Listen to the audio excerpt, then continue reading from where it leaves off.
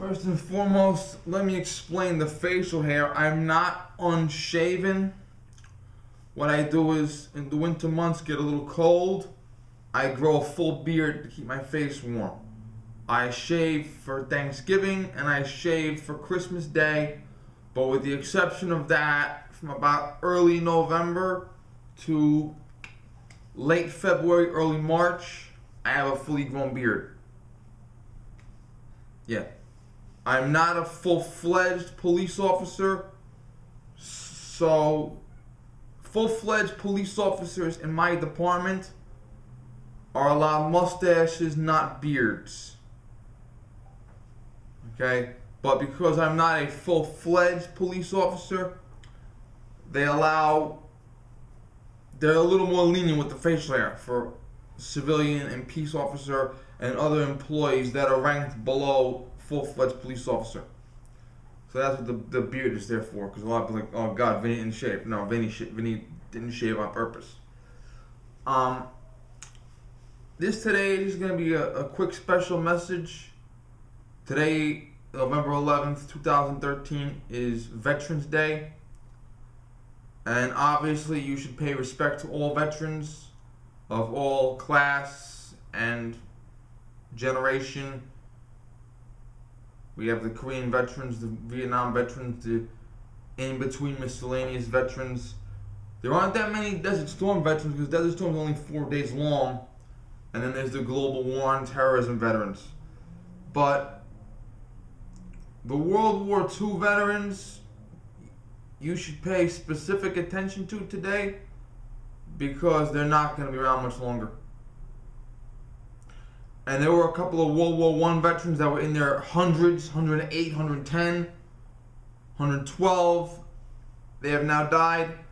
So there will be World War II veterans for a few more years to come, but they'll be fewer and far between.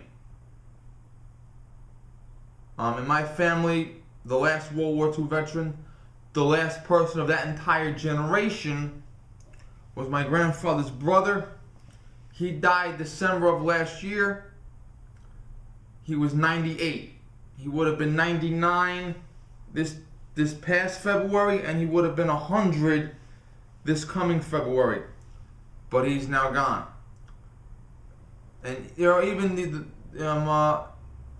the support workers from the greatest generation, such as the women that went to work in the factories. My grandmother made hammocks for sailors and Coast Guardsmen. They didn't have actual beds back then. They had a regular hammock.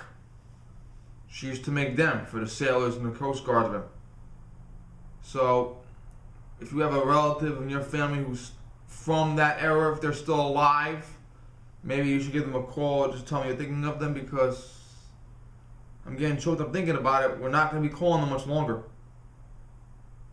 There was an individual in my building. I thought I knew everyone in my building, but there was an individual in my building a few months ago. He had parked his car in the lower garage. I was in the lobby getting the mail. And he was coming from the side door that leads from the garage into the building. And he had a cap on that said World War II veteran. And I said, you look a little young for a World War II veteran. He looked a little young for He might have been one of the younger guys from the World War II. Now this is during the sequester, and it was the day after the World War II veterans had plowed through the barrier to get to the monument. And I was telling the guy, and I said, you still got it. He patted me on the shoulder. So, we don't know, and not to brag, but Dakota Meyer, yes, Dakota Meyer, he follows me on Twitter. I have to put that in. I don't want to brag about it, but I have to put it in at least.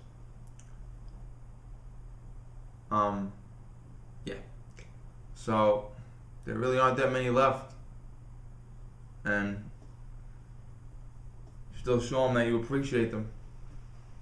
Okay, I'm gonna cry now, so I gotta go, guys. Just take care, okay?